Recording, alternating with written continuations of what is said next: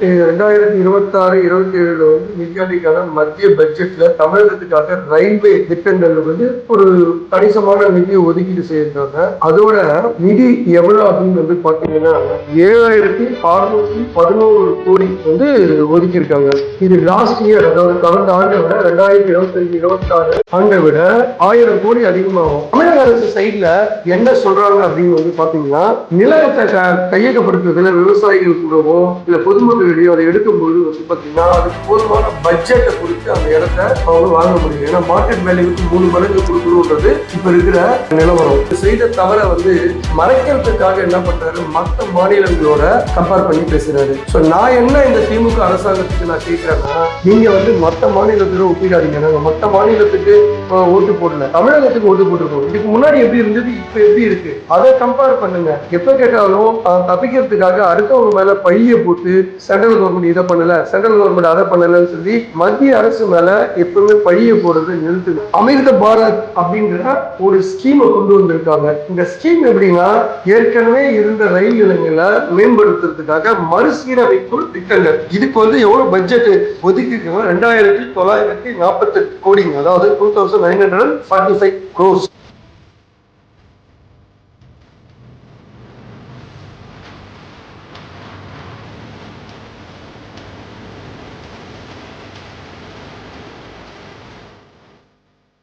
வணக்கம் HKS voice நேயர்களே. இன்னைக்கான கேள்விக்கு என்ன பதில் நிகழ்ச்சியில தமிழகத்துல ரயில்வே பட்ஜெட்ல நிதி ஒதுக்கலன்னு திமுக மற்றும் கூட்டணி கட்சிகள் எல்லாருமே கேள்விகள் கேட்கறதா ஒரு செய்தி வந்திருக்கு. இதை பற்றி தான் நம்ம சார் கிட்ட குவெஸ்டின்ஸ் கேட்க போறோம். அதுக்கு முன்னாடி மக்களாகிய நீங்க நம்ம சேனலை ஃபர்ஸ்ட் டைம் பாக்குறீங்கன்னா மறக்காம சப்ஸ்கிரைப் பண்ணிக்கோங்க. கூடவே அந்த பெல் ஐக்கனையும் கிளிக் பண்ணிக்கோங்க. உங்களுடைய கேள்விகளை மறக்காம கமெண்ட் செக்ஷன்ல ஷேர் பண்ணுங்க. வாங்க இதை பத்தி நம்ம சார் கிட்ட குவெஸ்டின்ஸ் கேட்கலாம். வணக்கம் சார்.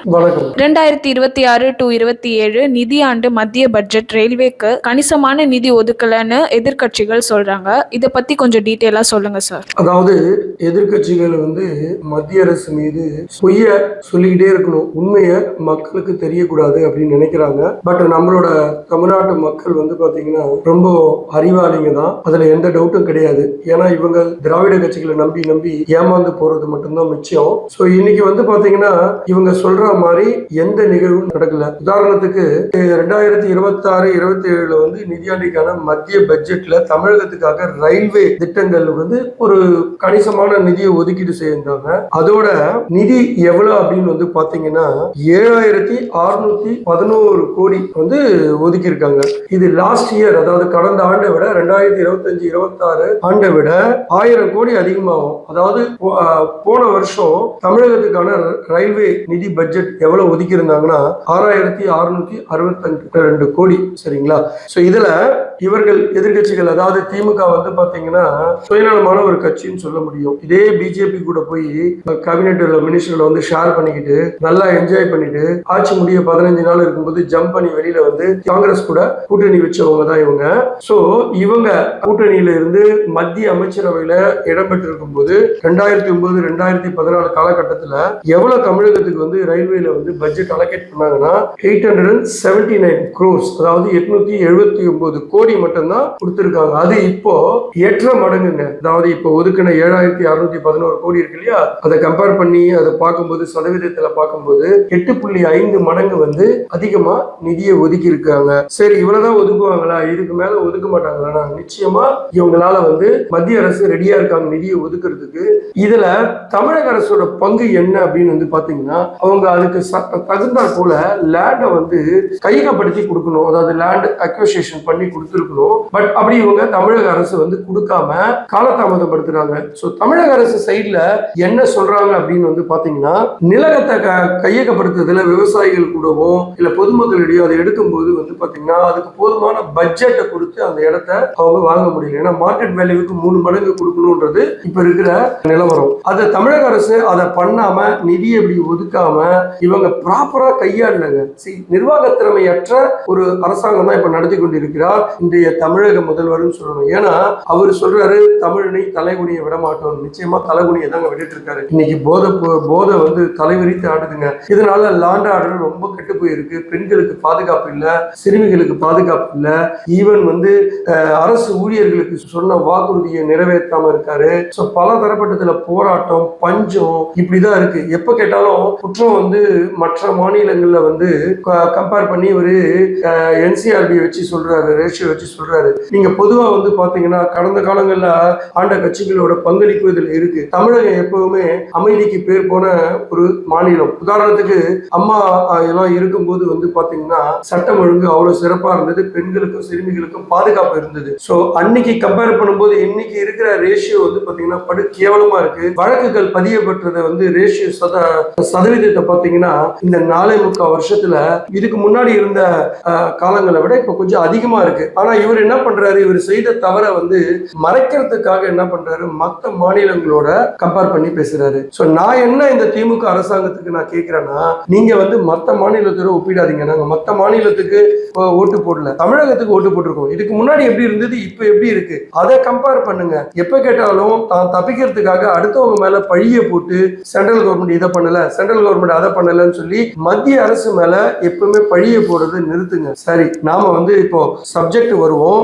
என்னென்ன திட்டங்கள் வந்து நமக்கு வந்து சென்ட்ரல் கவர்மெண்ட் இவங்க பண்றாங்க பண்ணல, பட் அவங்க வந்து சில விஷயங்களை தமிழக மக்களுக்காக ஒதுக்கி இருக்கிறத நாங்க இங்க உங்களுக்கு தெரிவிக்கிறதுக்காக இருக்கோம். சோ அதிவேகமான ரயில்கள், அதாவது ஹை ஸ்பீடு ரயில் வந்து என்ன பண்ணிருக்கோம்னா 7 புதிய ரயில் வழித்தடங்களை அறிவிச்சிருக்காங்க. அதுல குறிப்பா வந்து பாத்தீங்கன்னா சென்னை டு பெங்களூர், சென்னை டு ஹைதராபாத் ரொம்ப அதிவேகமா நேரத்தை குறைச்சி நம்ம போகும்போது என்னன்னா நம்ம பயண நேரம் குறையுது, நாம வேலை அதிகமா செய்யறதுக்கு வாய்ப்புகள் இருக்கு. இதே நேரத்துல போக்குவரத்து, அதாவது நேரம் விரயத்தை கம்மி பண்ணும்போது சரக்கு ஒரு இடத்துல இருந்து இன்னொரு இடத்துக்கு போகும்போது பொருளாதாரம் வளர்ச்சி அடையும். அந்த மாநிலம் வளர்ச்சி அடைந்த மாநிலமாக வர்றதுக்கு இது மாதிரி ஸ்கீம்லாம் வந்து ரொம்ப யூஸ்ஃபுல்லா இருக்கு. இது ரொம்ப நாளமா நீண்ட காலமா வந்து பாத்தீங்கன்னா கிடப்புல இருக்கிறது கூட ஒதுக்கப்பட்ட நிதியை யூஸ் பண்ணாதனால இந்த நிதியை எடுத்து மற்ற மாநிலங்களுக்கு கொடுக்க வேண்டிய சூழ்நிலைகள் வருது. அது யாரு காரணம் அப்படின்னா இங்கு தமிழகத்தை ஆண்டு கொண்டிருக்கிற அரசியல் கட்சிகள் தான் காரணமா சொல்லப்படுது. இவங்க இதை ப்ராப்பரா யூஸ் பண்ணாம சென்ட்ரல் கவர்மெண்ட் ப்ராப்பரா சப்போர்ட் பண்ணாங்கன்னா அந்த நிதி வந்து நம்ம தமிழகத்துக்கு அது யூஸ் ஆக போகுது. ஆனா இவங்க அப்படி யூஸ் பண்ணாம அந்த ஸ்கீம் எல்லாம் வந்து அப்படியே கிடப்புல போட்டுறாங்க. கிடப்புல போடுறதுனாலதான் பல ஸ்கீம் இன்னும் கிடப்புலயே இருக்குங்க. அதுல இப்ப வந்து ஒரு சில ஸ்கீம் வந்து உயிர் கொடுத்திருக்காங்க. சென்ட்ரல் கவர்மெண்ட் தமிழக அரசும் சப்போர்ட் பண்ணணும்னு நம்புறாங்க. உதாரணத்துக்கு வந்து பாத்தீங்கன்னா திண்டிவனம் டு திருவண்ணாமலை 71 கிலோமீட்டருங்க. ஸ்ரீபெரும்புத்தூர் கூடுவாஞ்சேரி, அது வந்து ஸ்ரீபெரும்புத்தூர் கூடுவாஞ்சேரி இருங்காட்டு கோட்டை வழியா போகுது. சோ இப்போ இந்த வழித்தடம் பாத்தீங்கன்னா ஸ்ரீபெரும்புத்தூர் இண்டஸ்ட்ரியல் ஏரியாங்க. நிறைய தொழிலாளர்கள் போறது வர்றதுக்கு யூஸ் பண்றதுக்கு ரொம்ப உபயோகமா இருக்கும். ஆனா இந்த வழித்தடத்தையும் தமிழக அரசு மெத்தனத்தினால இன்னுமே டிலே ஆயிட்டு இருக்கு. அதே போல அத்திப்பட்டு புத்தூர், இதுவும் இண்டஸ்ட்ரியல் ஏரியாங்க. ஒரு மாநிலத்திலிருந்து இன்னொரு மாநிலத்தை இணைக்குதுங்க. அதாவது தமிழகத்துல பார்டர் இருக்கு, ஆந்திரா புத்தூர் வரைக்கும் இது போறதுனால இந்த வழித்தடத்திலேயே உபயோகப்படுத்தோம்னா பொருளாதார வளர்ச்சி அடையும். பணியாளர்கள் சீக்கிரமா ஒரு இடத்துல இருந்து ஒரு இடத்துக்கு போறதுக்கு உபயோகரமா இருக்கும். அதே போல வந்து பாத்தீங்கன்னா அமிர்த பாரத் அப்படின்ற ஒரு ஸ்கீமை கொண்டு வந்திருக்காங்க. இந்த ஸ்கீம் எப்படின்னா ஏற்கனவே இருந்த ரயில் நிலையங்களை மேம்படுத்துறதுக்காக மறுசீரமைப்பு திட்டங்கள். இதுக்கு வந்து எவ்வளவு பட்ஜெட் ஒதுக்கி இருக்காங்க, 2948 கோடிங்க. அதாவது 2945 crores. இது எங்கெங்கெல்லாம் பயன்பெறுது அப்படின்னு வந்து பாத்தீங்கன்னா முக்கியமா சென்னை, எழும்பூர், மதுரை, ராமேஸ்வரம், கன்னியாகுமரி மற்றும் காட்பாடி வந்து ரொம்ப முக்கிய பங்கு வகிக்கிறதா சொல்றாங்க. சோ இதுல அமிர்த பாரத் ரயில் நிலையத்துல வர்றதுனால என்னென்ன வசதி எல்லாம் அதுல இருக்கும் அப்படின்னு நீங்க வந்து பாத்தீங்கன்னா ரொம்ப வைடர் வந்து பிளாட்ஃபார்ம் இருக்கும். சரிங்களா?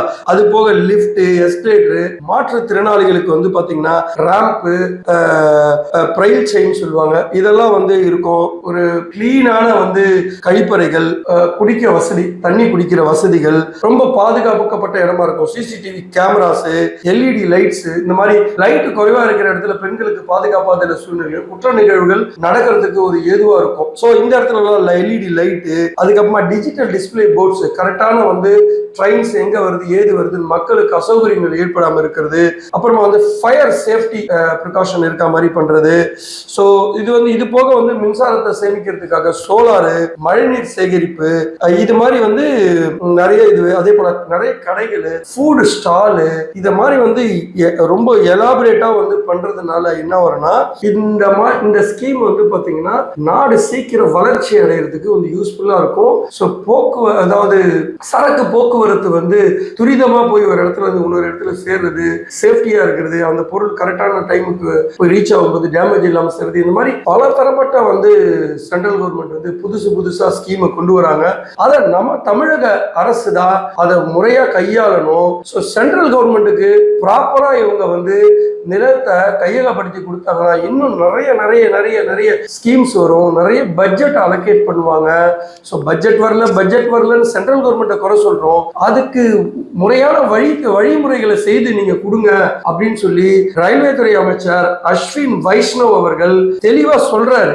ஸோ இதை சொன்னா இதை ஏத்துக்கிறதுக்கு இங்க இருக்கிற தமிழக அரசு ரெடியா இல்லை. ஏன்னா அவங்க மேல பழிய போடும்போது அவங்க வந்து அதை ஏத்துக்கக்கூடிய மனநிலையில இல்லை. ஸோ இங்க ஈகோ பிரச்சனைகளால நமக்கு கிடைக்க வேண்டிய முறையான நிதி வந்து நமக்கு கிடைக்காம போறதுனால மக்கள் தான் பாதிக்கப்படுறாங்க. ஸோ இந்த இடத்துல வந்து என்னென்ன இது டிலே ஆகுறதுனால என்னென்ன விஷயங்கள்லாம் நடக்கும் அப்படின்னு வந்து பாத்தீங்கன்னா, ஒரு பட்ஜெட் அலோகேட் பண்றாங்கன்னா இன்னைக்கு இருக்கிற கால சூழ்நிலைக்கு ஏற்ற மாதிரி 10 ரூபாய் இந்த இடத்துக்கு தேவைப்படுது அப்படின்னா அந்த 10 ரூபாய் தான் பட்ஜெட்ல ஒதுக்குவாங்க. இத டிலே பண்றதுனால என்ன ஆகும் அப்படின்னா, அந்த நிலத்தை கையகப்படுத்தும் போது அந்த பணம் இருக்கு இல்லைங்களா, அந்த பணம் வந்து வேல்யூ கூடி போகுது. டிலே பண்ணும்போது இன்னைக்கு 10 ரூபாய் போடுறது ஒரு 6 மாசமோ 1 வருஷமோ 2 வருஷமோ ஆகும்போது அந்த இடத்தோட வேல்யூ 10 ரூபாய் இருக்குமா? நிச்சயமா இருக்காது, 20 ரூபாய் ஆகும். சிமெண்ட், இரும்பு இது மாதிரி வந்து தொழிலாளர்களோட ஊதியம் இதெல்லாம் அதிகப்படுத்துறதுனால செலவு பல மடங்கு ஆகுது. சோ இந்த நிதி அப்படியே இருந்தா அடுத்த ஸ்டேட் யார் அவங்க சென்ட்ரல் கவர்மெண்ட்டுக்கு சப்போர்ட் பண்றாங்களோ அந்த இடத்துக்கு இந்த பணத்தை யூஸ் பண்றாங்க. சோ இதுல இருந்து என்ன தெரியுது அப்படின்னா, நிதியை அதிகமா ஒதுக்க மத்திய அரசாங்கம் ரெடியா இருக்கு. மாநில அரசாங்கம் அவங்களுக்கு சப்போர்ட் பண்ணி ப்ராப்பரா ஹெல்ப் பண்ணி இருந்தாங்கன்னா இந்த பிரச்சனை நிச்சயமா வரப்போறது இல்லை. சோ மக்களே நல்லா புரிஞ்சுக்குங்க, சென்ட்ரல் கவர்மெண்ட் இந்த நிதியாண்டுல 2026-27 அதிகமான நிதியை ஒதுக்கி இருக்காங்க. அதை நம்ம சும்மா இவங்களால புறம் தள்ளிவிட முடியாது அப்படின்றத இந்த இடத்துல நான் மிக தெளிவா சொல்றேன். இத பத்தி நம்ம திரு அண்ணாமலை அவர்கள், முன்னாள் பாஜக தலைவர், ரொம்ப தெளிவா அவர் புள்ளி விவரங்களோட பேசியிருக்காரு. சோ அதே போலதான் நாமளும் இந்த இடத்துல புள்ளி விவரங்களோட சொல்லி இருக்கோம். சோ இதை தவிர்த்து உங்களுக்கு ஏதாவது இதுல டவுட்ஸ் இருக்கு, ரயில்வே துறையில இல்ல நிதி ஒதுக்குறதுலயோ டவுட்ஸ் இருந்தா நீங்க கமெண்ட்ஸா எங்களுக்கு போடுங்க. அடுத்த வீடியோல இதை பத்தி உங்க கூட நான் விவாதிக்கிறேன். நன்றி, வணக்கம்.